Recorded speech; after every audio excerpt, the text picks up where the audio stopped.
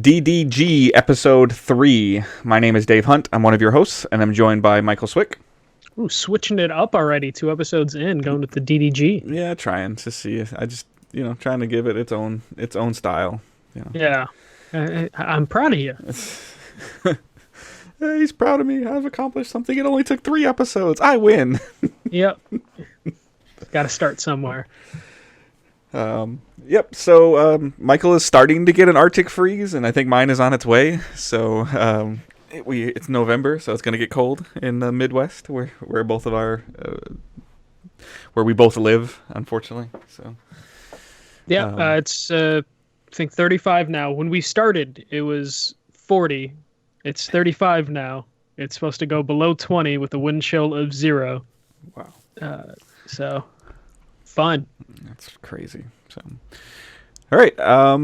Just quick reminders. We do live stream this show on Twitch, twitch.tv/digitaldaysgaming. We are very, very close to affiliation, much closer than the goals that Michael and I laid out on paper originally. So that's a huge thank you to all the community members following, even popping in on the streams, keeping our average viewer count where it needs to be at. Affiliation is not something that's super challenging, but it'll be a great way for you guys to help support us in ways if you choose to. So hopefully by the time you listen to DDG episode 4, I think that we might be affiliated, but by 5 for sure. Yeah, I believe hopefully by 5. I still have to figure out exactly the process, but I know we meet the requirements. Right. So I mean, if I remember correctly from the previous ones that we got affiliations from, we ended up getting an email. So, but that always went through different channels, and now this is just the you and I channel. So Yeah. we see the same thing sometimes. But we do have a lot of some cool news to talk about. Not necessarily a lot, but stuff that we, again, that we feel is going to be interesting for us to have a conversation about and that you may or may not want to hear about. One thing I do want to talk about right at the beginning of the show is I'm not going to focus on Patreon all the time. We do have a Patreon, and it is available for you guys to help support us. A few of you have done that already. We will start some Patreon shout-outs probably next week as the list grows a little bit. But something that it is very important to us is feedback on our Patreon. So even if it's something that you may or may not support or you may support in the future, go and look at it, patreon.com/digitaldaysgaming, and see what you think of it and send us some feedback, whether it's on Facebook or on Twitter, directly to us or at Digital Days Pod. I would like to know what you guys think. It's too much, that's too high, that's not enough, or even suggestions for other tiers. So like right now we just have the $1 tip jar. We have the $5 Discord access that will link with Twitch subs as well through affiliation. We have, I believe, $7 for a bonus episode and $10 for early access to the podcast. 24-hour early access to the podcast. If there's another tier that you think should be in there, like we've always discussed other tiers of maybe a $3 one that maybe we try to get stickers or something like that of our logo or something to that extent. We are very open to feedback to see what you guys think or don't think. If something's too high, the biggest thing that I will say off the bat is the 24-hour access is a physical time commitment for either myself, Michael, or Angela, my wife, who edits the show, to where there needs to be a little bit of, I feel like, oomph to edit the show quickly. I will say, with that in mind, we have figured out between the 3 of us that we can release the show on Thursday mornings now. That is something that is doable. So the show will begin to release on Thursday mornings. So Sunday nights will be on Twitch. And then when the show goes live on podcast feeds, will also go live on YouTube, youtube.com/digitaldaysgaming. So if you want to subscribe to there as well, you can, and that's much appreciated. So that is going to be my little spiel right at the beginning. And we're going to go right into the news and more changes at PlayStation. Yeah, we're not a PlayStation-centric show, but holy crap, PlayStation is constantly having stuff happening, especially at the worldwide studios and corporate level. So the latest shakeup is Herman Hulst, the managing director at Guerrilla Games, is now going to be in charge of PlayStation Worldwide Studios. He's basically taking the job that Shu had, and he now will be the lead of basically the 14 studios under the Sony umbrella. So he'll be the top guy that Shu used to be. And Shu is actually going to move into a new department, or like a new position, where he is going to be basically head of the independent outreach, which I think is a program. great position for him. Oh, it's fantastic, especially if you pay attention to like Twitter over the years. He's always shouting out independent developers. A lot of independent developers are constantly thanking him for the work he's already been doing with them. So now he's in that position. Doesn't seem like it's related to the third-party relations team, which I believe John Drake is in charge of, or at least on the North American side. But this move is just the strategy that PlayStation's taking, where they're just trying to go from having 3 different regions to just one region, one organization.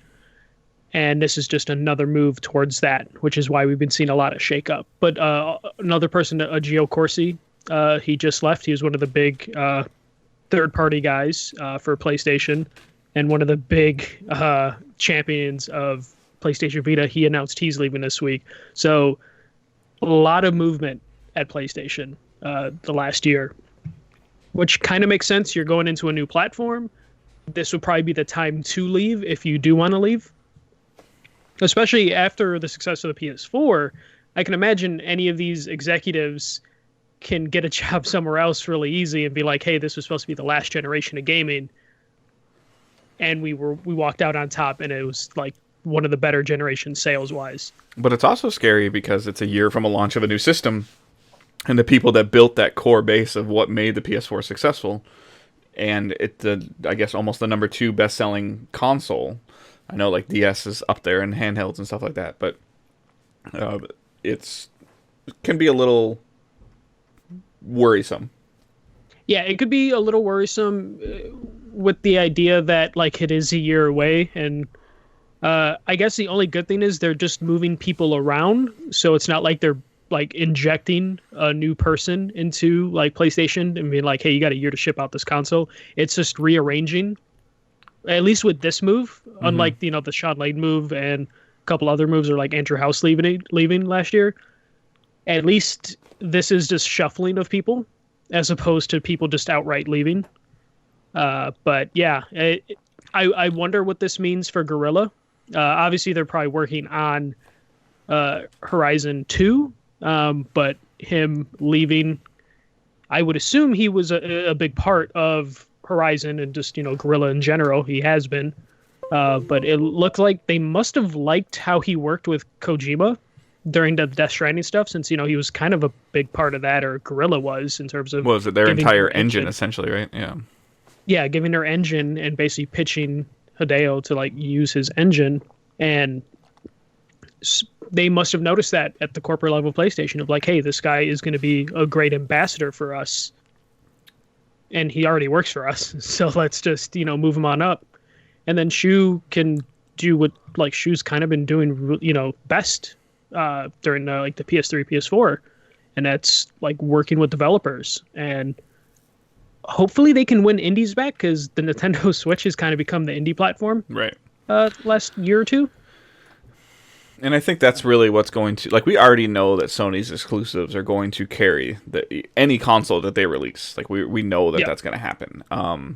But I think that in order to take that next step, they need to step up their whatever service they are, subscription-based service they aren't going to provide. I think they're kind of on their way with PS Now, but I almost feel like it needs to be called something else with PS5 at this point in time, because PS Now just has a bad mantra with it. And then just expanding their library and using indies to fill the gaps in between their huge releases. Yeah, they need the indies to kind of hold down the fort. Why big games come out, especially PlayStation lets their studios take their time. So you need the indies, because that's what was so great about the PS4 when it first launched. There were so many indies, and the indies are still coming, but Nintendo's getting the timed exclusives, and PC is always going to do what PC does. And then Microsoft still gets indies, so it's just they kind of lost that indie stride over the last like 2 years, but they've been hitting it really good with AAA games. So let me ask you this: do you think that Shawn Layden was holding up some of these moves from happening? No, the only thing I can think of with Sean Layden is I think Sean Layden didn't really have the philosophy that like Ryan had, like the current of PlayStation. And PlayStation wanted to move into more global positioning. So I think as soon as they announced that they're gonna like get rid of, there being a Sony Europe, Sony America, Sony Japan, it was kind of only a matter of time before Layden had to go if they were gonna do that. So I don't think Layden was holding anything up. I just think when they decided to do this and then they re-looked at their tree, their executive tree, they were just like, okay, we need to like condense this as much as possible. And unfortunately, Layden was one of the ones that, his position was condensed. And they might not have known what to do with him, or they might, or he might not have wanted to get moved wherever they wanted to move him. Especially he was huge on the cross, the crossplay stuff, and he kind of bumped heads a little bit with Ryan Onnet, who was against it. It just happened to be when they finally did crossplay, it was around the same time that they decided he was going to leave. So I think Layden was just like a victim of timing. Yeah, I mean, because it looks weird with like Layden's announcement of leaving being very non-ceremonial. Like we knew Trenton was leaving before he left. We knew Andrew House was leaving before he left. Like all that stuff, and then it was just like Layden's gone. Thank you.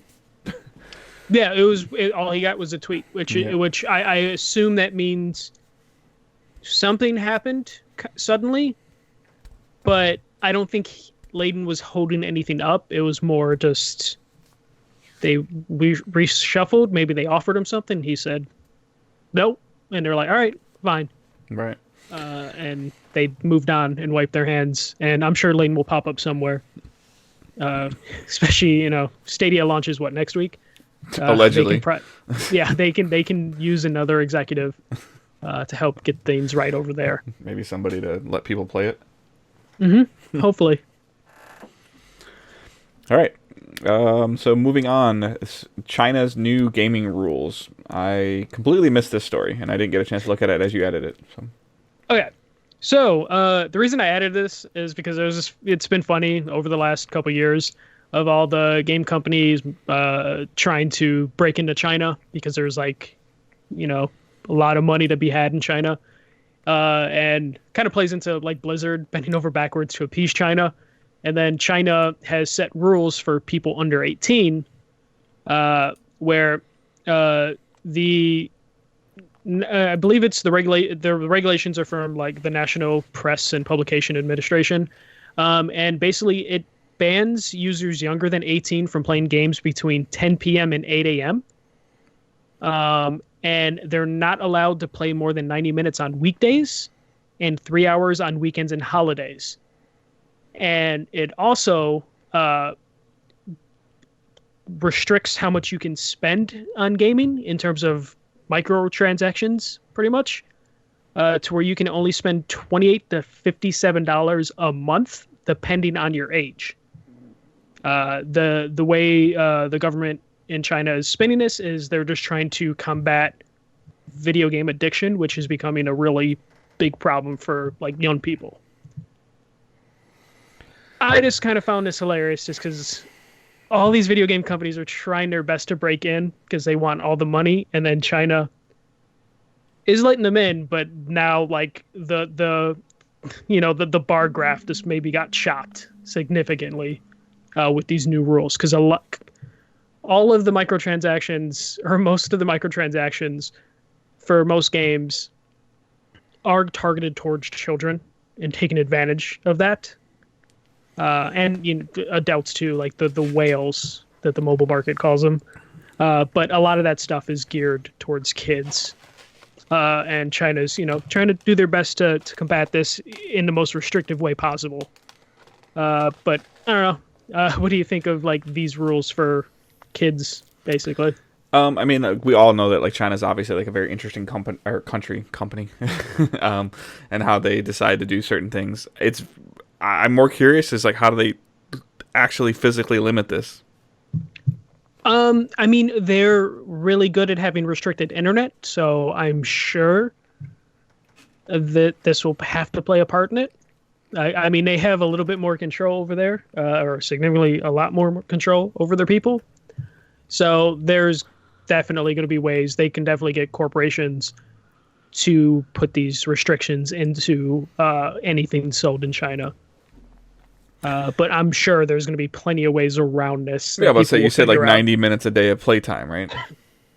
Yeah, I'm wondering if it's just going to be on the parents to do this, or if they will put like timers and stuff, like parental control timers into software, and then you have to have the software in something that you sell in China. Right. Yeah, I mean, it's always interesting. I don't think, for the most part, I think from an addiction standpoint and things like that, like you always hear about the crazy stories, the Fortnite people and playing all that stuff. You never hear about like the normal stories of the, the kids that, fully function and play video games, even 3 or 4 hours a day and still have a 4.0 and stuff like that. You don't hear about those. In terms of, I think you just have to know your kid. And controlling their media intake and things like that is all just from knowing your kids. Like, if your kid is going to watch a movie and then for the next like 10 days he's going to reenact things from that movie until he watches something else, and that's how he consumes media, then yeah, I would be very concerned if you let him play a video game where he's allowed to like run around and shoot people in the head. But similar to my kids, I don't know as much with Owen right now. As Owen is actually physically reenacting a lot of things that he sees on TV and stuff like that. But as he gets older, I wouldn't let him play a shooter at 4 years old, anyways. But as he gets older, I'll be paying much more attention to how he consumes media. And on the reverse side of it, my son, who's 20 now, he did not, like, he would just look at it as media or look at it as a TV show, or he understood what was going on, and he seemed to have a grasp of that at a very young age. So he was able to play like Call of Duty and Battlefield when he was like 10 and 11 years old, despite my wife not being a huge fan of it. But it didn't cause any huge problems with him, and he's a good kid. Like, he's not that I want to jump on this tangent, but he's not one of these kids that plays video, or they're going to point at him for playing video games and say that that's why he went and did some violent act or something like that. No. So, and he's also not addicted to it. He's a fully functioning college student, as far as I can tell. Yeah. As far as you can tell, he's doing that. I'm wondering if this is more because the only way they're going to be able to regulate this is with like always online content. Even in an article New York Times posted with the rules, they said like this works, but kids are just going to play games offline or games. Can I just play God of War without a cable plugged in? Basically, is what it's going to come down to. Is like this is only going to really restrict internet connective games, which I'm sure China that's the thing they have the most problem with, because they're a very closed country. So internet connective games can lead to all sorts of things that they would consider issues. So they would want to limit that anyways. And most of the money that is going out of these games are going to other countries. So this is just another way for them to restrict the type of media the people in China see. Yeah. I feel like it has more to do with that than it does with internet addiction. Because then if they wanted to, they could just like ban games. Yeah, I mean, I have a friend that I've played games with over the last couple of years. He lives in Korea. And he's told me before he's had to import certain games into, like, he's had to buy them from like a U.S. Amazon site and pay for shipping and things like that to bring them to him, because they're not allowed to be sold in his country. Apparently they can be imported still, but they just don't want them sitting on a shelf depending on what happens in those games, or different versions of games are released in different parts of the world. And we've seen that before with like the Yakuza games, right? Yeah, like some stuff's edited out. I mean, you see a lot of stuff. Germany edits out a lot of different things. So it's not unheard of for countries to like edit out specific content. So, all right. And now we are getting very close to Black Friday. It's a dreaded weekend for the two retailers that Michael and I work for. But it doesn't mean that we're not going to be without some really cool deals to make me spend money mostly on myself. When I look at this stuff, I'm never really thinking about something being as a great gift for somebody else. It's like, do I need that? Is that a good price for that? You worry about gifts for other people a week before Christmas. Black Friday is basically just a holiday for yourself. You just tell your loved ones, like, don't worry, I'm taking care of myself on Thanksgiving, on Black Friday. And as much as I hate Black Friday, there's some really good deals. And I'm looking at the Black Friday ads that have already come out, and I'm just like, damn, there's some things I need to pick up. We don't push affiliate links or anything like that, but there's a ton of deals. We don't have any. Yeah. But some of the stuff I've seen, the one that I was on Twitter, debating, PlayStation VR at Target is going to be $199. It's just the VR with the camera, but it comes with Resident Evil, Astrobot, Hot Shots Golf VR, Skyrim VR, and VR Worlds for $200. Yeah, you need to get that. I think I might have to. I don't know. My big debate is when will the new PSVR be out, and what features will it have? Will it be wireless? It's going to probably have a better screen. It's really tempting. Other deals, in terms of consoles, the Xbox will have a bundle. The 1 terabyte Xbox One S will be bundled with Jedi Fallen Order for $199, and it seems like most stores are giving away some sort of gift card along with it. Kohl's has like a $60 gift card with it. Target has a $40 gift card, and Best Buy has something else with it. Oh, they're just selling the X with Star Wars for $350. They're selling the discless thing for like $150 too, right? With Games Pass or something. Yeah, the all digital edition, which I believe comes with 3 months of Game Pass and 3 months of Live, is $149 at most retailers. I think Kohl's might have the better deal for it if you shop at Kohl's, because I think it comes with like $50 Kohl cash or something. And then there's just a ton of video game deals out, as always. Modern Warfare, which we'll talk about later, that's $40. The new Need for Speed game, which isn't that good, is $40. But there's stuff I've been interested in and have been debating on buying. Like Catherine Full Body is going to be $24 at most retailers. The Disney classics, Aladdin and Lion King, I believe I saw it $20 on Switch and $15 for PS4 and Xbox. Kingdom Hearts is going to be $15. There's just a ton of stuff. The Dark Pictures, Man of Medan, that's going to be $15. There's just a ton of stuff, but the most impressive stuff has been some of the deals for the Xbox Digital Edition and PlayStation VR. PlayStation 4 will have a bundle pretty much everywhere, which is the 1 terabyte plain PlayStation for $200, and it comes with The Last of Us, God of War, and Horizon Zero Dawn. So if you haven't played any of those games, that's great. Yeah, that's a great bundle for that. And then the usual Xbox controllers and DualShock controllers are $40. Again, tons of stuff. I'm more interested in the bundles. I say this every year. The Xbox One S or the Xbox at like $200 is very tempting. The Xbox One S at $149 is also really tempting, but I just don't know. Is it worth to have as a backwards compatible machine, or should I just stick with my PC with Game Pass? Old games are old, man. I don't have enough time to keep up with the stuff that's coming out now. I can't go back and play games. I know I agree with you, but there's so many old games that I haven't played that, like right now I'm playing Dragon Age with Sarah on the PS3. Well, it'd be so much better. Weird. It would be so much better if I was playing Dragon Age on the Xbox, because it's better on the Xbox than it was on the PS3. Because if I want to play an old game, my only option is either to get it on PC and hope it doesn't have games for Windows Live on it, or play the PS3 version, which is always like the inferior version, because this is how it was during the PS3 era. Yeah, but like, is Dragon Age, as an example, I would ask you, is Dragon Age been upscaled? Has it gotten the Xbox backward compatibility treatment? It might not have, but it will run significantly better than it does on a PS3.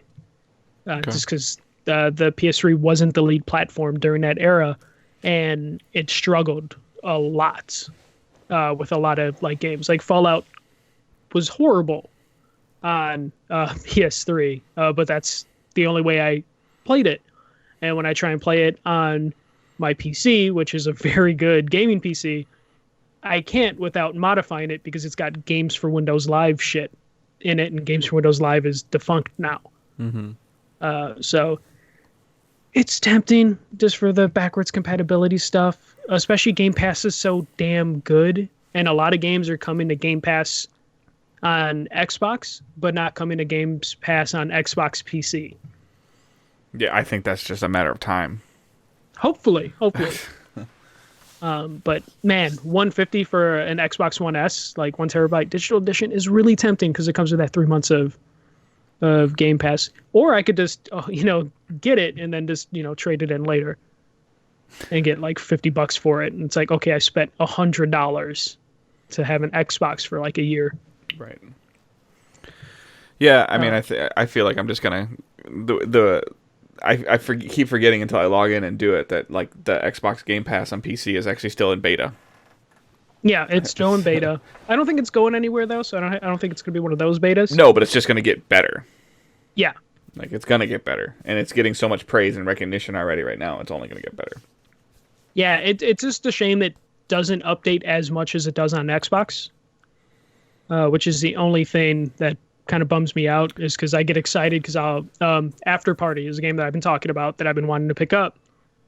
I been wanting to pick that up, and then someone on Twitter was like, "Hey, it's on Xbox Game Pass." I immediately turn on my PC, can't find it, and then I do a Google search, and it's like it's only on Xbox Game Pass. And then I look at like the release list for Xbox Game Pass, and it's just like, oh, it's constantly coming out. And then I check the PC release list, and it's like, okay, there's like 3 games this month. Yeah. There is a some kind of Xbox event going on in Europe, like coming up this week. Yeah, that is the 12th to the 14th. They announced their games that are going to be playable. The only thing on there that interested me was, I believe, the new Ninja Theory game is going to be playable there. Bleeding Cool. But I started following like the Xbox Game Pass PC Twitter account, and it sounds like that they were teasing some kind of announcements at this event as well.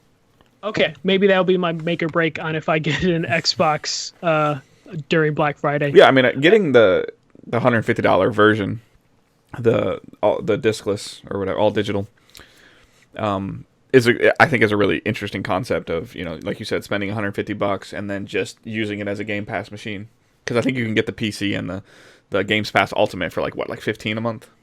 Yeah, you can get the Ultimate Pass, and that even gives you like early access to the games as they start coming out. Because I know Gears had some earlier access via Games Pass Ultimate or something. Mm-hmm. Yeah, so there's a lot of things you can do with that $150 Xbox, which makes it super tempting. This is not something I always want to try to do, just because I think it's harder for audio listeners. But Savage wrote in the chat, "Anthem for $9.99. Is it worth it?" No, hell no, absolutely not. Damn. Wait, you're going with a hell no. No. Don't do it. What if? Okay. Put the scenario. You get it for you and like 2 friends. To be fair, I have not played Anthem probably since 6 weeks post-launch. They just added snow for winter. I keep forgetting you can't see me. So. Okay, yeah, I can't see you. But it lacked the grab, like the loot grab for me, and in terms of knowing what it needs to do and the reason to do things and mechanics and things like that. It literally is harder content just to be harder, possibly to get a better reward, which just means a higher geared item for the same thing you were already doing. That was always my huge problem with Anthem, was an ability or a skill or a weapon that you unlocked at level 5 did exactly the same thing at level 35. it didn't have any more effects. It didn't have any more, yeah, it did increase damage just because it was a higher number.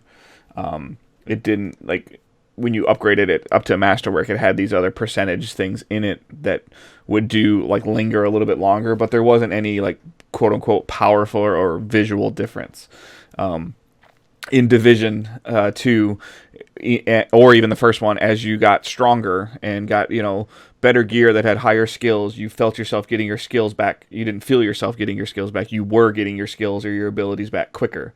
You were able to you could, see more damage happening. You could see larger explosions and bigger radiuses of more effect of your build happening in Destiny as well. Like, as you get more powerful or you get better gear, you get your grenade back even faster, or your weapon has a larger damage area, or the exotic weapon does something like really cool. Anthem doesn't have any of that. But as a $10 co-op game, to play the story, yeah, maybe. Maybe. But I honestly feel like this is going to be a game in 6 months that BioWare pulls the plug on completely, and it's going to go the route of, like, MAG. Well, I mean, they already, like, didn't the lead for Anthem just leave, like, 2-3 weeks ago? Mm-hmm. So I think we're getting really close to that. And that roadmap completely disappeared, right? They just kind took of it ignored down. it. Yep. Yeah. So I wouldn't be surprised. If you're in, I didn't feel like Anthem's story was that good. I didn't feel like it was told very well. And to be fair, like, Destiny didn't for a long time didn't tell their stories very well. Division of the quote unquote games as service, Division is probably the best at the storytelling. But I have a hard time recommending it even at that price. So okay, fair enough. You hate Anthem. You wanted to like Anthem. You were excited about Anthem, and it disappointed. But I've always been skeptical of it. Yeah, but you were kind of being like, okay. I mean, you weren't that familiar with BioWare, but you were like, okay, enough people like BioWare. Yeah. It looks cool. Or it had, like, trailer-wise, it looked cool. Mm-hmm. But it's only so far a flying mech can take you. Yep, and you didn't even like the way the shooting felt. No. So. Okay, all right.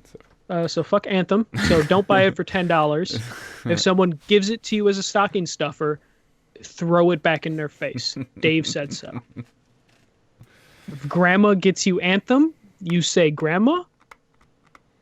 No. I was going to say something meaner, but no. All right. We are going to move into our spotlight segment. I'm sorry, not our spotlight segment. We're going to review. We are going to have a conversation about Call of Duty Modern Warfare. Michael has played it more than I have. He's had it longer than me. I do have it now. So. Yeah. Okay, Dave, you did play the story a little bit? Yeah, I think, talking to a couple friends of mine, I think I'm probably like 30 or 40% through. Okay. All right. So Call of Duty this year, Modern Warfare, they're taking it back by rebooting Modern Warfare, which is arguably their most popular one that they've ever had. Kind of started the whole thing. So they're taking it back to Modern Warfare. They're stepping away from all the futuristic technology. No more double jumps, no more wall running. And it's just a straight up old school Call of Duty game with the modern amenities, the improvements they've made over the last couple of years. And it has been one of the better multiplayer experiences that I've had this year, even though this year's been good multiplayer wise. But for Call of Duty, because last year I was a big fan of Black Ops 4, but it was only for the Blackout mode. Mainly, I could never really get into the regular multiplayer mode. I would dabble in it and I enjoyed it, but there is no Blackout mode in Modern Warfare. It's just the regular multiplayer, the Spec Ops co-op, and then the single player campaign. But I'm enjoying the multiplayer with its more like I keep saying stripped down, but that I feel like that sounds bad. Back to basics.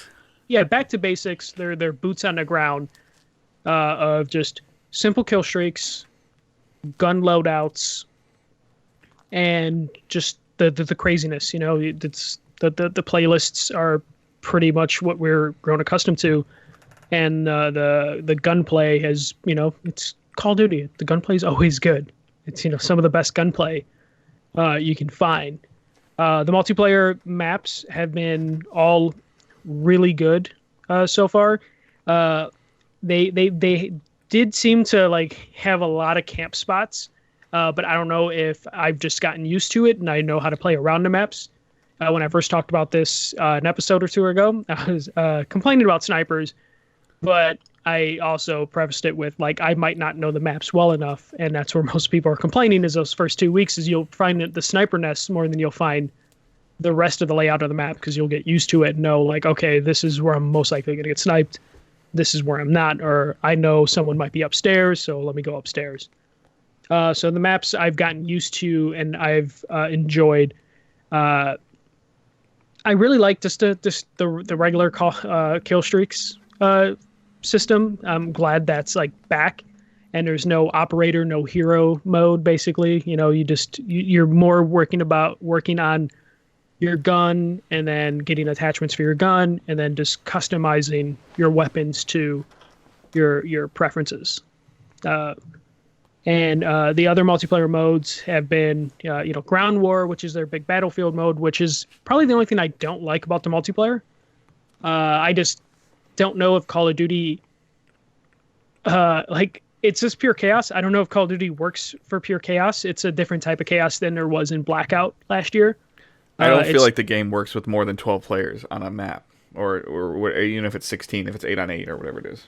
Yeah, this is 32 versus 32 in a map, and it's just too chaotic because you have like people with like their kill streak stuff going off. You have explosions, you have vehicles, and the sniper issue I feel is an actual problem in this mode.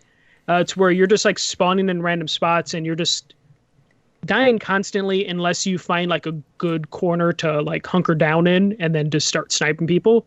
I just haven't found a good balance in the mode. I don't know if it's a map thing or maybe I'm just, getting the bad luck of the draw when it comes to the, different I can't things. sit still long enough on a map like that. I get bored. Like I want to move and I want to see somebody. If I don't see anybody or movement for, 5, 10, 15 seconds, I'm like, I want to go somewhere else.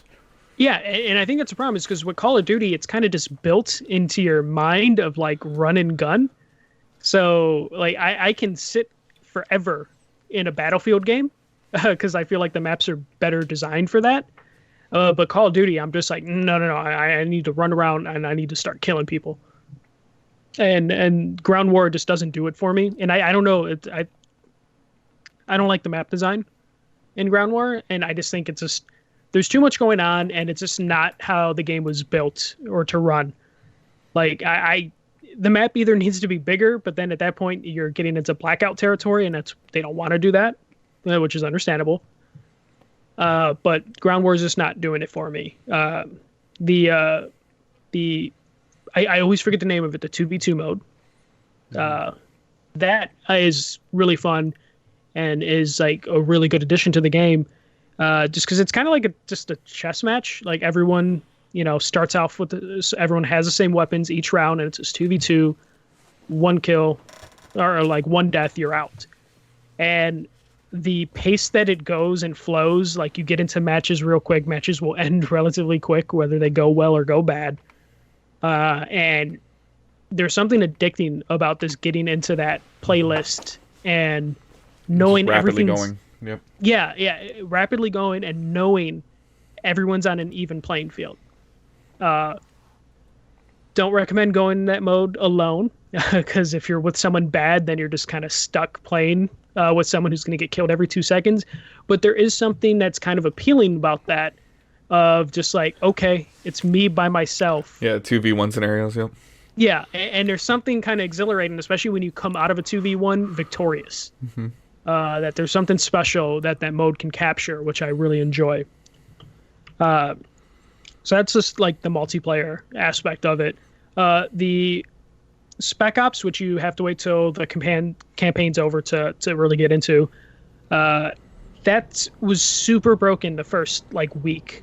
Like I would get into matches and fall through the ground, or matches won't load, or people dropping in and out. But the dropping in and out is kind of like a Call of Duty problem.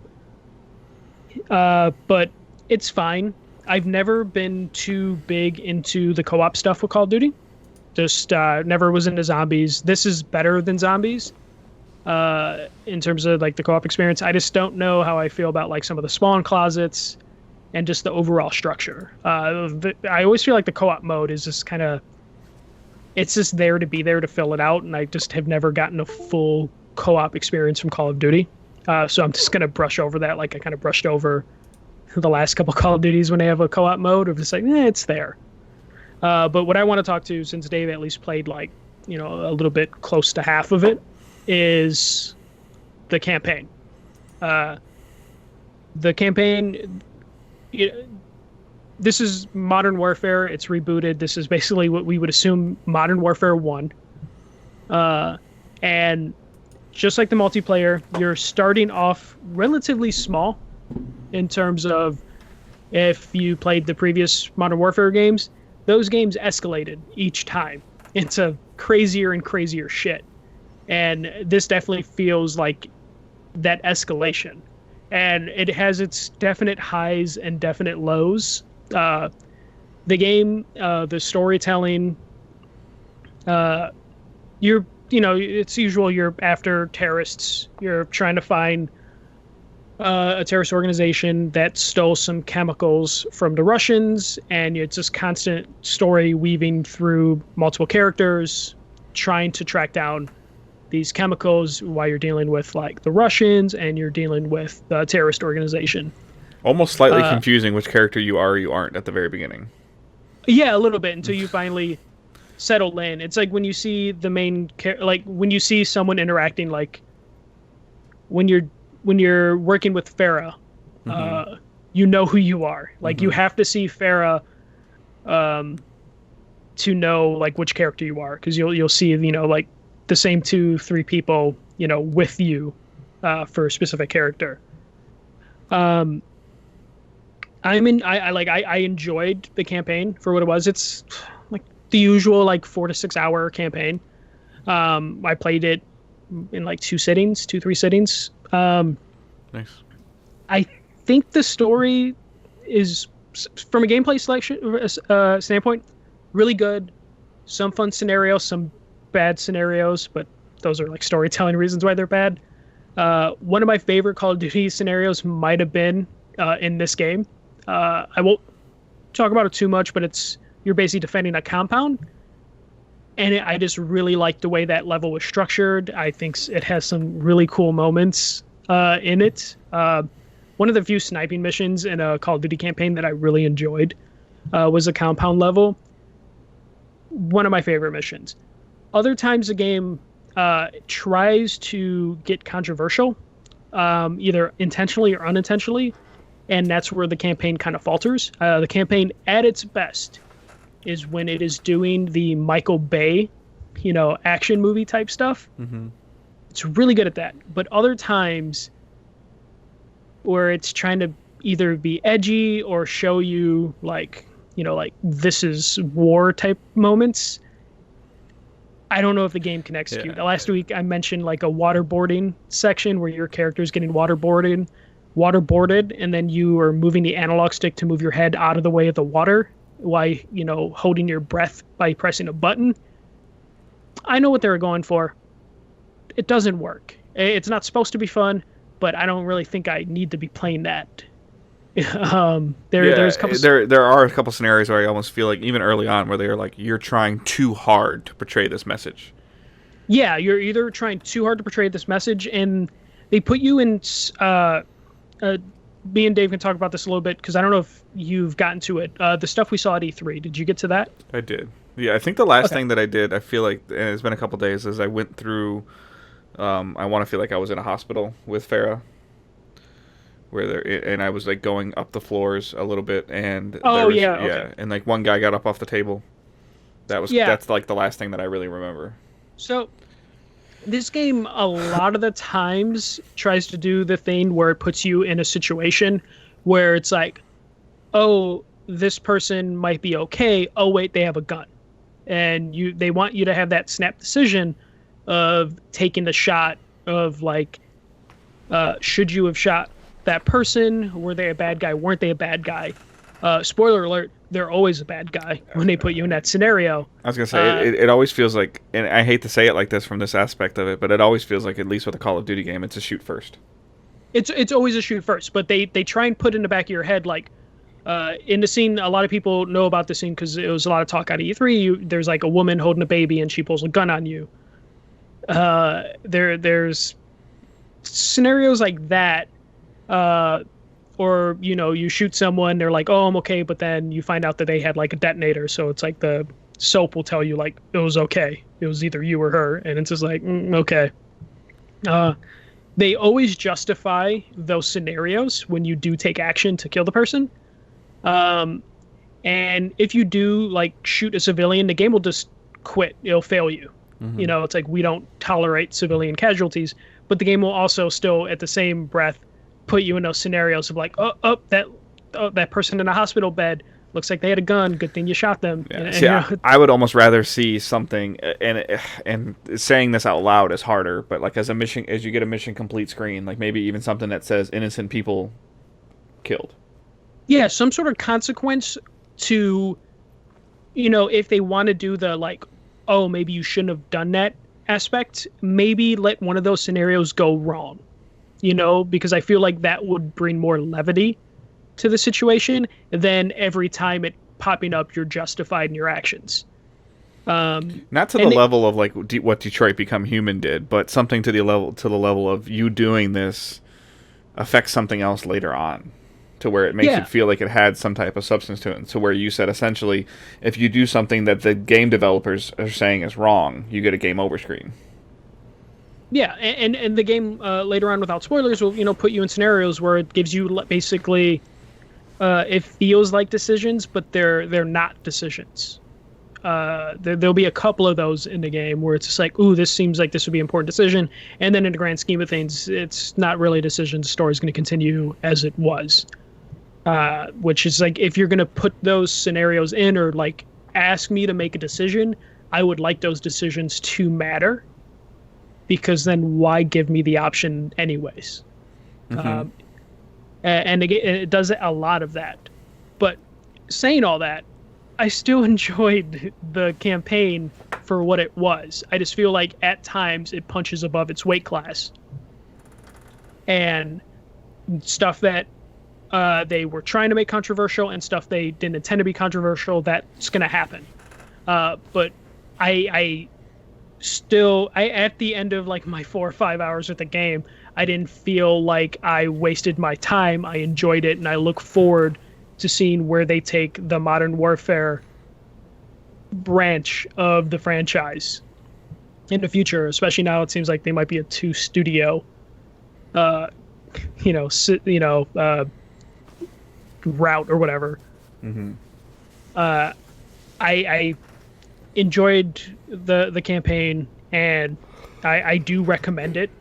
But what do you think early on in the story? Because I beat the story, so some of the stuff I'm saying might not know exactly. I think right when I jumped into it, like I was having a little bit of a hard time with like the very beginning story mission of like trying to, like, it was in that, like you were trying to find the gas, and it was very dark, like extremely dark, and I died a couple times at the beginning, and I was already could feel myself getting frustrated, and then trying to take it at a slower pace. The thing that's always the most interesting to me is that you play the campaign usually vastly different than you play their multiplayer.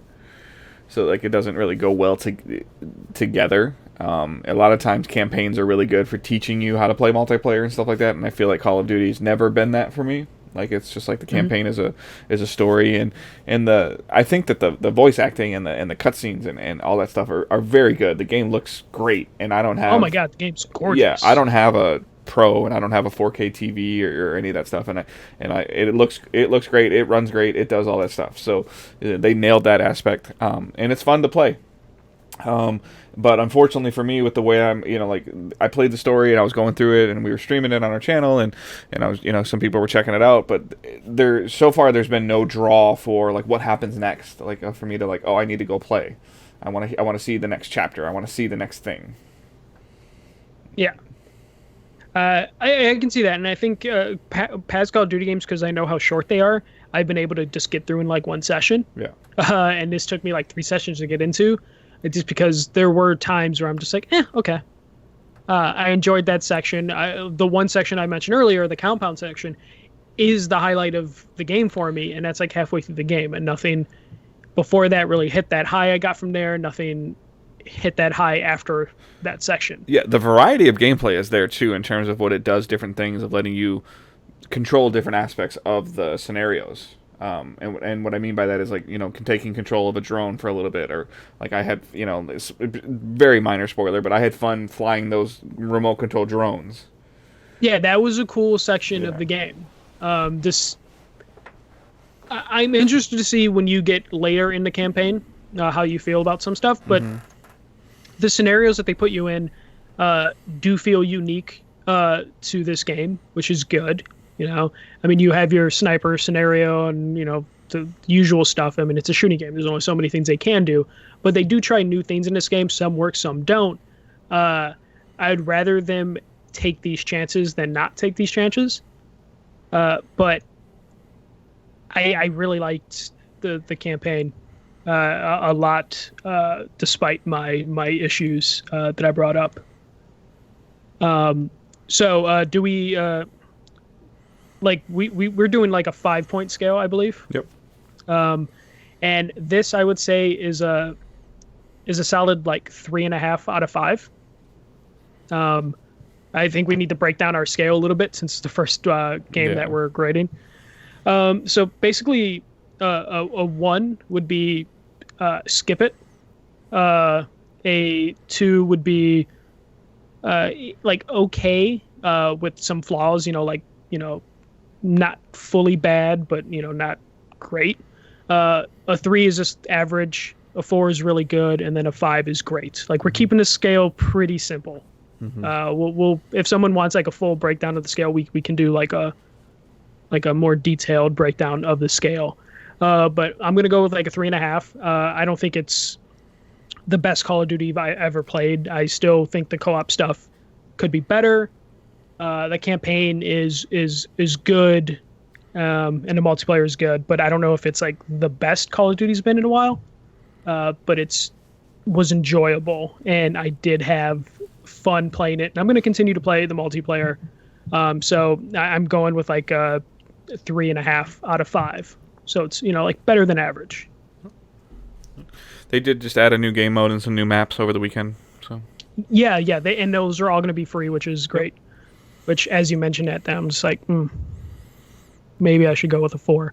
But I already said 3.5, so 3.5. Got to review it for what it was. Like at that time, that's what it was. Yeah, at the time. Yep. Yeah, at the time, 3.5. Because I feel like sometimes companies use this continued additional content. Should it have been at launch? Maybe. But at the same time, it's a great way of like, oh, I played the multiplayer and I completed the campaign. They set it aside, and then their buddy goes, "Hey, we just got new maps. All right, let me go check it out." And then next thing you know, you're playing it for the whole weekend. Like it's really good marketing. So. Yeah, no, it's definitely gives the game that longer tail, which means sell more copies long term, and especially when you find out that when they do like expansion packs, each expansion pack sells less than the previous one. So it's just probably better if they just get people to buy in now instead of trying to make money like off expansion packs, which apparently never really work out that well anyways. Yep. All right, so just to let everybody know, we will try to release the review aspects as separate pieces of content on the YouTube channel. So my goal is to take this conversation that Michael and I just had, pull it out of the podcast, not of what you guys are listening to. You obviously just heard it. I will take that and we'll take some Call of Duty footage, whether it's some footage of Michael playing or some footage of myself playing, and then we'll put this voice over it and put it on to the YouTube channel. and therefore it could be a way of you sharing that of, hey, like here's what the guys that I listen to thought about Call of Duty. Listen, check it out. They can watch it on YouTube, and then if they like it, maybe they can subscribe to the channel and then check out the podcast. So that will be the goal. So if you see a review posted on our YouTube channel, please don't be upset that it's the same conversation you may or may not have just heard. Yeah. Yeah, we're still trying to figure that out. We'll define the scale as we go along, just because we wanted to do a 5-point scale just to keep things a little bit simpler, because with the 10-point scale, it gets too... I didn't want to score at all, but Yeah. all of our conversations with most of the PR companies are like, there needs to be something. So Yeah, which I totally understand. I just didn't want to do a 10-point scale just because I feel like that this leaves too many... yeah, because a 10-point too much scale is room. really a 20-point scale, and a 5-point scale is really a 10-point scale. Yeah, the and halves, we so. debated about like a letter scale, but even that, I mean, that's just a number scale, to be honest. Yeah. Or that's just a 1 through 5 scale. So I felt if we keep it simple, that'll be where it's at, and we'll definitely adjust how we do our reviews as we go along. Because hey, we're it's just me and Dave. We're just trying to do this on the fly. We're learning as we go. All right, so we'll go quickly to what we're playing. For me, I started playing on my PC. Finally, I started Gears 4. I streamed it. That is a very heavy feeling game. Yes, they are very beefy dudes, so it makes sense. Movement is much different than I expected with the holding the button to sprint. It just didn't move like other third-person shooters, so it took me a little while to get used to that. I hate the reload on the bumper. You can probably change that. Nope. No? Nope. No? Okay. You can change the couple of control settings and things like that, but it You wasn't. have a fancy controller with paddles, right? Yeah, I can look at the remapping possibly, but so speaking of controllers, if any of you follow me on Twitter, I found some very interesting things that were happening. So I've been talking about Game Pass and trying to play Outer Worlds on Game Pass and trying to play these other games, and so I was like, I really need to do this, make a concentrated effort to do this. And the first challenge I ran into is I plugged my Scuf Vantage, and it works on Steam. On all the games that I've played on Steam, it works fine. It did not recognize it on Xbox app at all. Come to find out, doing a little bit of research, it's technically a licensed PlayStation controller, which is what it is. And so Xbox app on PC doesn't read it at all. I had forgotten that I did have an older Scuf. I don't even know what this one's called. It's just a Scuf with the 2 paddles on the back. And I plugged that one in, and I think it's a Scuf Infinity FPS. And it worked. The only problem I'm running into it from a personal standpoint is that this Scuf has it's built like a DualShock. It has the parallel analog sticks, and it has the 4 buttons like an Xbox controller does. It's got share button and options. The buttons aren't labeled. So, and I'm not 100% comfortable with Xbox's layout of A, B, and X, Y. I'm getting better at it, but I struggled with it for a little while. If I remember, okay. X is A, right? B is circle, right? And then X is square and Y is triangle. Because I'm also learning the Xbox layout using a PlayStation controller. Yeah, so it's working. Gears looked really good on the PC. I did stream it, like I mentioned, other than having a couple of internet terrible crashes that were on my end. It went well, so as I've been experimenting with streaming PC games. So I did have a good time with that. I did dabble a little bit more in Destiny because they made a change to the Pinnacle system of adding as +2s instead of +1s. So that definitely helped, but it also, you can already see it speeding up the level grind. So what I said a couple weeks ago about maybe the light level or not going up seasonally, I feel it will go up now based on how they made this change to it. So we'll see. Like, as we're a month away from a new season, so they should start talking about it pretty soon, because Destiny allowing you to buy the seasons a la carte now at like about $10 a piece, they have to sell the next season to you. So, and the next season will be launching early December, like between like the 8th and the 12th, I think. So, and some people only bought Shadowkeep for the $30 or whatever, and they hadn't purchased the additional content yet. So they need to put something out there that says, hey, this is what your $10 is going to get you on top of the the rewards for their new battle pass system or whatever. So, and then other than that, that's all I've played so far. I have started to look into, because I want to play Jedi Fallen Order.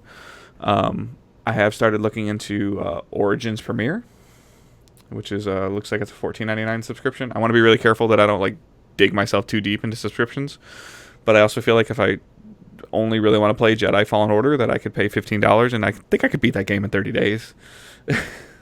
Yeah, you totally should be able to do that. Yeah, so then I could just pick up Premiere when I needed to or wanted to, if that's a allowable thing. I don't even know. But looking into Origins Premiere, it seems like it's actually got some pretty interesting stuff. I'm trying to think of the stuff that they have other than Sims and FIFA. I saw like some of the Batman games on there. Really? The Arkham games, I saw some of those on there. I was watching a couple of videos of some things on there. Some of the older Battlefield games are there. The major concern that I have right now is like I don't have like a super high powered PC, but like I said, I've been using the website Can I Run It? Mm-hmm. And I can run like 90% of the games at recommended settings. All the EA games I can't run at recommended settings. I can run them at minimum. Mm-hmm. Minimum is basically a PlayStation, a Right. PS4. So Yeah, quality-wise, wouldn't be that big of a dip. No, for you. if the game will run at 1080p 60 frames, like I'll be fine. Like I'm not But gonna- isn't Premiere isn't on PS4? It's just regular Origin, right? Access. Yeah, EA Access. Yeah, it's called Okay. EA Access, which gets you like and they have that same program on PC as well. Not just EA Origins, I think it's called on PC, and that gets you like the 10-hour trials and things like that. Yeah, that's Access, but Premiere Yeah. is only on PC, so you Right. couldn't. And Premiere for the $14.99 a month is similar to like a PS Now Games Pass style library. okay. So, but that's where I'm at with that. So, it looks very interesting. So I probably will check out Premiere. My wife's going out of town next weekend, the same weekend that Jedi Fallen Order comes out. It'll just be me and Owen, so I'll just stick him in the other room and play my Star games. Wars is safe for him to watch. Yeah. So what have you been playing other than COD? Other than COD, we finished Dragon Age 1. It's funny. We unintentionally finished it on its 10-year anniversary day. Sarah swears she didn't time it out that way, but we finished it like on the 10-year anniversary of the game coming out. And right now we're just doing the DLC. There's like 2 DLCs that we're going through right now, and then we'll probably jump into Dragon Age 2 probably in a couple days after we do the DLC. Just because I want like a buffer between Dragon Age games, because I'm the type that can get kind of like overloaded with something. Like I'm not too much of a binge watcher. So I can't play the same thing back to back like that unless it's like something I'm actively controlling. And she's doing most of the controlling or all of the controlling for Dragon Age games. I'm just kind of sitting there for the ride. But I finally used my Xbox Game Pass on PC for the Outer Worlds. And I am in love with Outer Worlds right now. It is totally scratching that Fallout itch that I just really missed. Especially after Fallout 76. Scratching a good Fallout itch. Yes, it's scratching a good Fallout itch, and it's been so good that it made me question how much I actually liked Fallout 4. Because at the time I liked Fallout 4, but over the years, since Fallout 4 came out, I was just like, maybe I didn't like Fallout 4 as much as I thought, because it didn't leave a lasting impression on me like Fallout 3 did.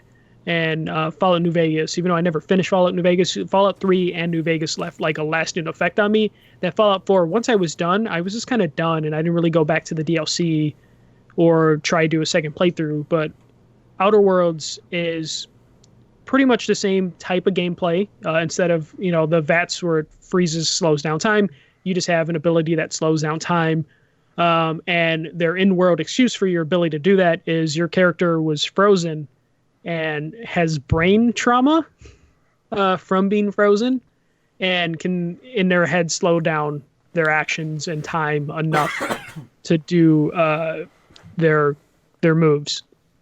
But the thing that's getting me with Outer Worlds is the humor, the writing. The writing is so good, and I'm getting those Fallout vibes. It's Obsidian, so it makes sense. I'm getting those Fallout vibes, but just the like the junky, almost steampunkish type vibe from some of their like space tech. Just like the grittiness of the world just immediately gives me like Firefly vibes, which Firefly is one of my favorite shows of all time. And just the humor is just hitting me like every time. I'm like 4 or 5 hours in, and there haven't been too many times where I'm like rolling my eyes at the jokes, where like most of the jokes are hitting. Like 99% of the time, the jokes are hitting for me. And the combat is okay. It's stiff, like the Obsidian games have been in the past, like how New Vegas was when they made New Vegas. So the combat, it is what it is. But as someone who's been playing Fallout for a long time, or since like Fallout 3, the combat is kind of on par with that, if not a little bit better. The main reason it's better is Outer Worlds, at least in my experience, has not been as it actually hasn't been broken at all. It has been like really good in terms of like the technical abilities of the game. I'm not running into frame rate issues. The game hasn't broke on me. I haven't had any quests break on me. I haven't had basically any of the Bethesda shit that I've just have grown accustomed to dealing with. Everything's been pretty smooth. I am playing it on a PC, running it on ultra settings, so that is probably helping a lot. But I'm just having so much fun diving into this type of RPG again. And the idea that it is, not as big as a Fallout would be, that it's something I can probably finish in 20 to 30 hours, is really appealing to me. Mm-hmm. Just because I just don't want to dive into a 100-hour game right now, though I did buy Death Stranding.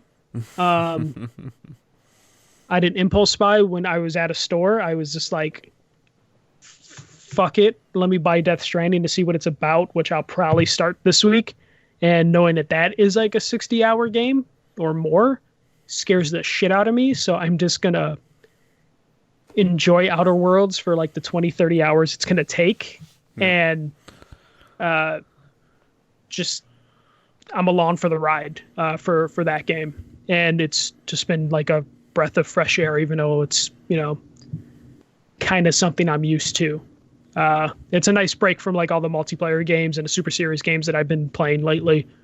But yeah, I'm enjoying that. It's making me learn how to translate the Xbox control scheme, because I'm using my Astro controller for that. Okay.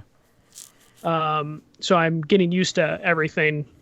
Just plug in my Astro controller. There's my furnace, if anyone can hear that, because it might have just gotten colder. Though I have noticed something with my Astro controller that's super concerning.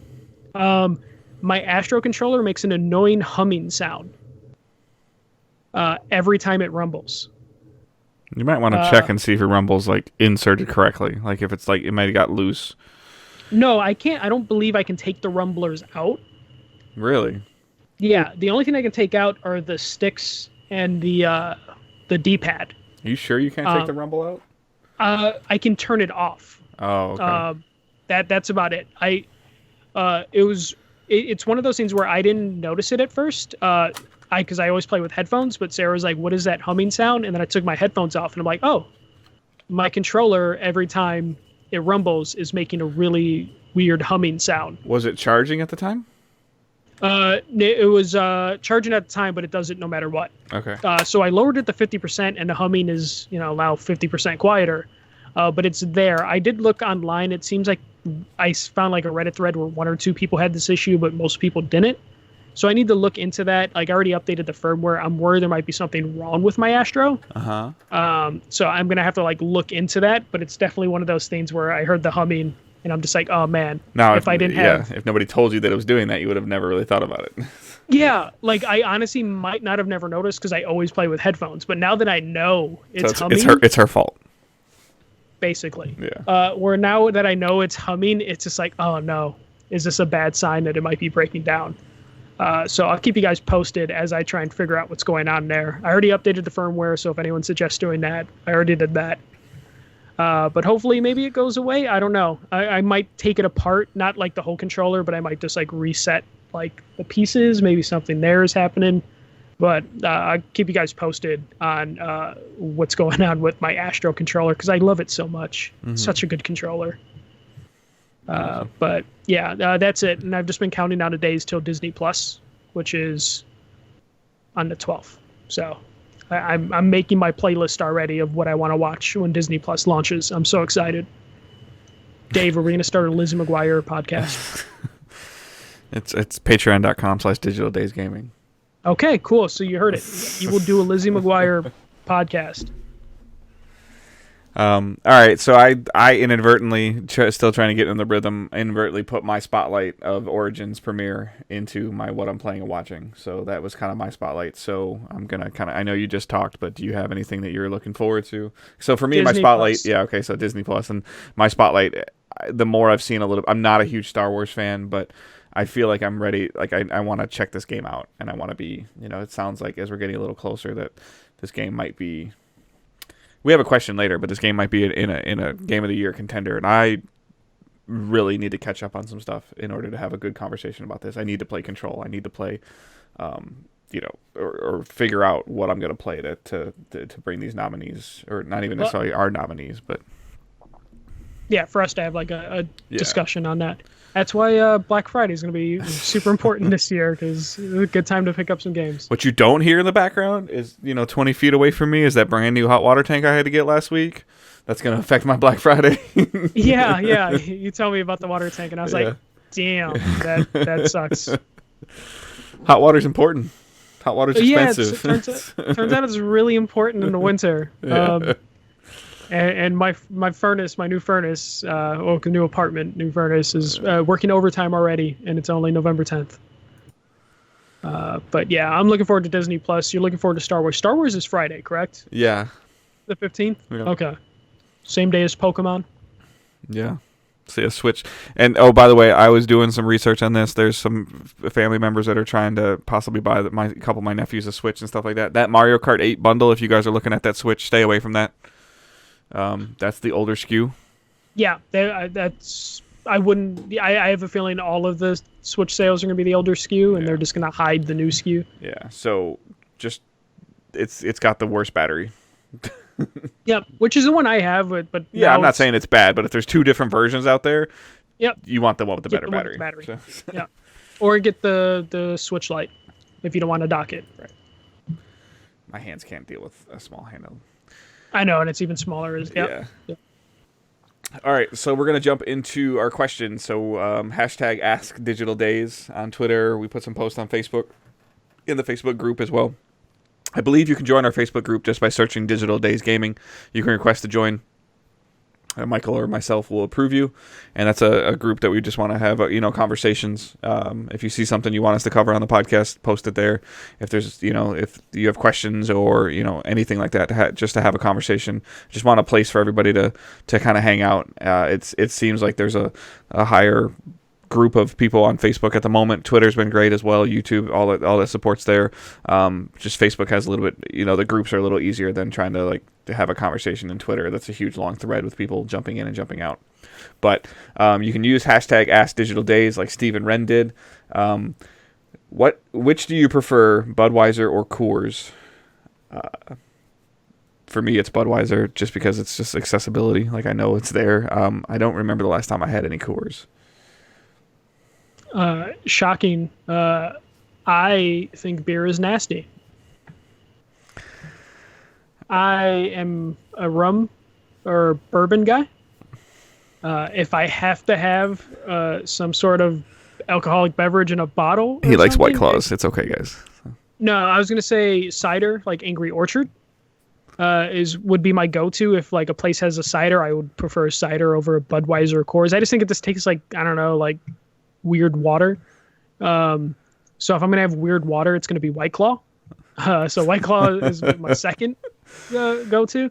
But usually, if I'm gonna get a beer like thing, I'm gonna get a cider, and Angry Orchard's my go-to. So what's your top of your wish list for a bourbon? I see. No, I don't know what's a good bourbon. I just get like mixed drinks. I just look for like the most colorful mixed drink on the menu, and then I get it. I went to a place yesterday, like a tiki bar in Chicago called Three Dots and a Dash, and I just looked at whatever cup had like, or whatever drink had like the most like pineapple in it, and it just said rum, and I was like, give me that.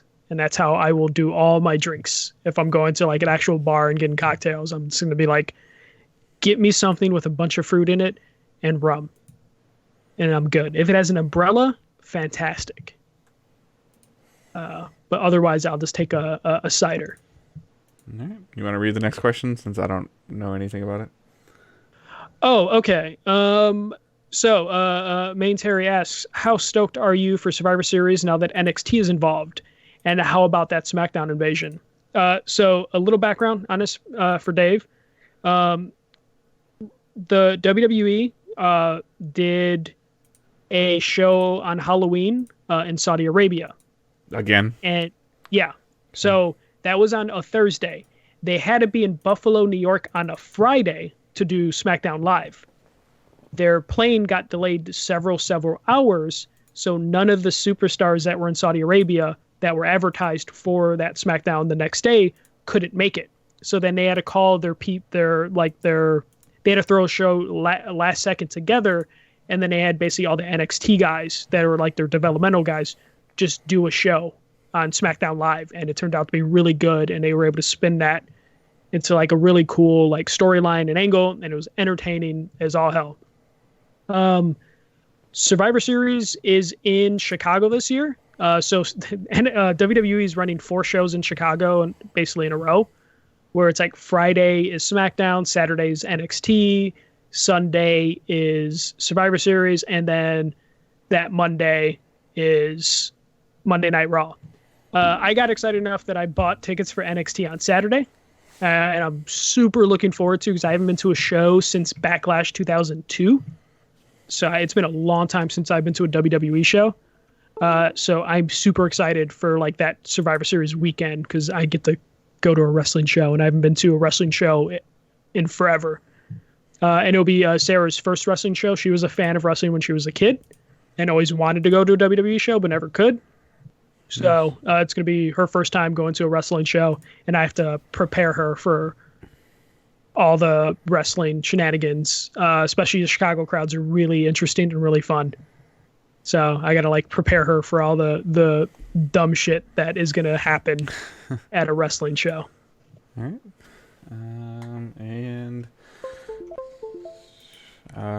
Kyle Jesse, worst video game you ever played and actually enjoyed. His example is Halo, and he says, no lie. Halo's a good game. So, worst game that you ever played and actually enjoyed. It's not Anthem for you. I can't really think of anything right now. Like, I saw this question pop up, and I was even trying to think about it before. I've been pretty, I guess, maybe lucky that I haven't really, even in our past life, never got like what I thought to review like a terrible game. What's it called? I kind of enjoyed it because I could see what it was trying to do. Oh man, what was that called? Do you remember the game that it was like a hack and slash game that you had to fight like the ogres? But like you were kind of blitzing through them, and it had weak points. It was an Iron Galaxy game. Yeah. Man, I can't remember the name of that game, but that game had so much potential and it just didn't work. Like I kept glitching into the big ogres that I was fighting, or the gladiators that I was fighting. Jeez. I'm looking it up. Don't worry. Don't Yeah, worry.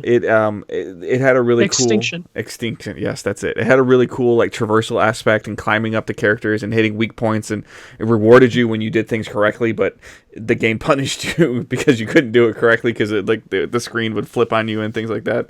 It was when it worked, I had so much fun, but it hardly ever worked. My answer is easy because I've talked about it before. Rogue Warrior on the PS3, Xbox 360 is one of my favorite terrible games. It's only like 2-3 hours long. It is a horrible first-person shooter, which is supposed to be kind of like a biography of Dick Marchenko, who was, I guess, a Navy SEAL during the 80s. And it is terrible. Mickey Rourke is the voice actor for Dick Marchenko, and Mickey Rourke is just, his whole script is just curse words. Like, he's saying the dumbest combination of curse words that I've ever heard. The acting is bad. The game is glitchy as all hell, but it is one of my favorite games to play because it is so bad. And But you like bad things. Like, yes, I do enjoy bad things, which I should probably give Anthem a shot. I can't recommend Rogue Warrior enough. If you see it for $1 somewhere ever, it is really one of Bethesda's best games. oh, it's a Bethesda game. They didn't make it, but they published it. I believe it's a Rebellion game. Really? But Bethesda published it. It's so bad. It's so good.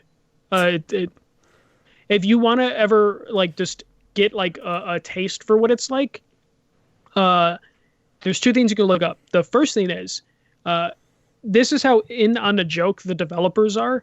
The end credits, they made a mashup rap of all the curse words that Mickey Rourke says in the game. They made a song and put that as the end credits of the game. And the other thing you can look up, Giant Bomb has one of my favorite quick looks of the game. So if you look up Giant Bomb's quick look of Rogue Warrior, it's fantastic, and it's pretty much everything you need to know about the game. So if you need a little homework, look up Giant Bomb's quick play or quick look of Rogue Warrior, and then look up the end credits of Rogue Warrior. It's fantastic. Okay. All right, so last question of the night from Libitsky. With about 2 months left until the end of the year, what are your top 3 games of the year so far? For me, it's Days Gone, Concrete Genie, and Control. Got to give love to Resident Evil 2 and The Outer Worlds, though.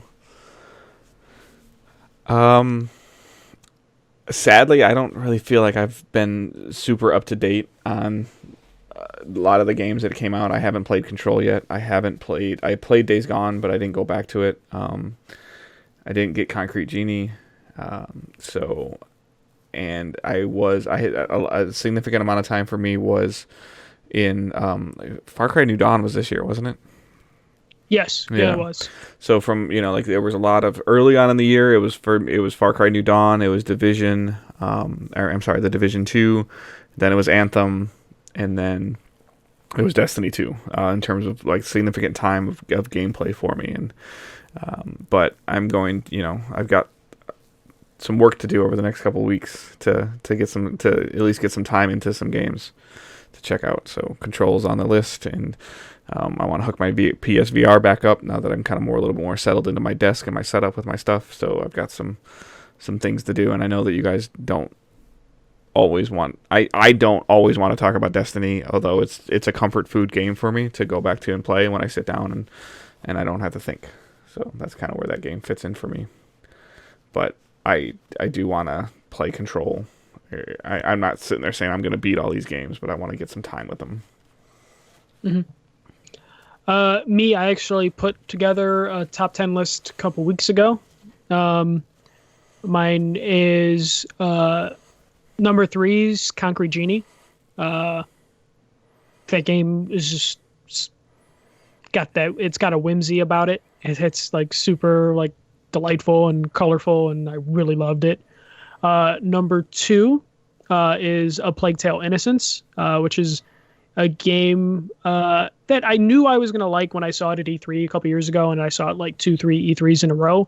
But it exceeded my expectations. I wasn't expecting to like it as that much, or like it as like it so much that I would consider it like one of my top 3 games of the year. Like it's going to be in my top 3 most likely, regardless of the other games I'm going to play for the rest of the year. Because it's so good. It had me on I bought into the characters and the story, and the gameplay was like interesting and fun.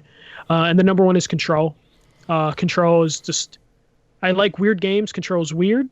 It has an amazing visual style that I adore, and I really think it was the developer's name is escaping me, but it is like their best work, because a lot of their previous games, like Alan Wake, Quantum Break, I like those games, but there was always something missing, and I feel like Control is like them finding their groove and just really executing on all their ideas. And I can't recommend Control enough. And Dave, I know you own Control, so I would love to see your thoughts on it. Yeah, no, it's definitely something that I want to play. I mean, I was always intrigued by it from the beginning, and it just came at a weird time for me because it came right around the launch of D2, or Shadowkeep.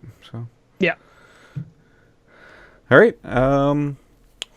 So yeah, I just went back to look at Premiere again just to make sure like I wasn't crazy. Like they do have some interesting deals though with some of these companies. Like Darksiders 3 is on here, Titanfall 2 is on here, the Batman game Arkham Collection is on here. Like A Way Out, I haven't played A Way Out yet. There's Sea of Solitude, the Need for Speeds, the Plants vs Zombies. So there's there's a significant amount of things on here. Some of them actually don't have they included with Premiere when I look at them. Dead Space, I never played a Dead Space game. Those are good. Yeah. Battlefront 2, a couple of my friends have been playing the hell out of Battlefront 2. They've added a ton of stuff to it, and it sounds like if it's got Bad Company, you should play Bad Company. Yeah. So I'll have to check this out. It might be worth picking up randomly now and then. So the social stuff, like we said before, you can follow Michael at FirstMJC. You can follow myself at Good Dave Hunt. You can follow our main account at Digital Days Pod. Please join the group. Please subscribe to YouTube. Please check out Patreon and give us feedback on it. And then when we get our Twitch affiliation, we'll be sure to tweet that out. I know a couple of you guys have already tweeted at us that you're waiting for your subscriptions that you have with Amazon Prime. We appreciate that. So we are trying to get affiliated as soon as possible. This is, I think, requirement, like we're like 95% of the way there, so then we'll hit the requirements this week, and then we'll see how long it takes for Twitch to give us the affiliation, and we'll go from there. If I've seen some feedback about the live show maybe being a little bit too late and things like that, it's just another avenue for us to be there. If you can't be here to watch the show live on Twitch, like that's okay. It's just another avenue of importance for us to spread our content, which is why we're doing Twitch and we're doing YouTube and we're doing the audio. So we're trying to kind of like paint with a very broad brush for everybody. So please don't feel like you have to there's a lot of pressure to watch it on Twitch and then get a view on YouTube and also download your thing. Just whatever works. We wanted to make sure that we covered all the bases. If you want to watch a show live, like watch the show live. I'm aware of there's NFL games on Sunday nights, there's playoffs, and then sometimes people hang out with their families on Sundays. People go to bed early because they're Mondays suck for them. Like that's fine. If you want to watch it on YouTube, I know like sometimes watching a YouTube at work is more doable. So anywhere that you can consume the content, we appreciate it. And then if you are able to support us in any way possible through financial means or anything else, like that's always appreciated. But the most important thing is that you're here, you're interacting with us, and you are enjoying the content that we're producing. So feedback is always important to us. And however you're consuming our content, we appreciate it and we thank you for it. Yeah.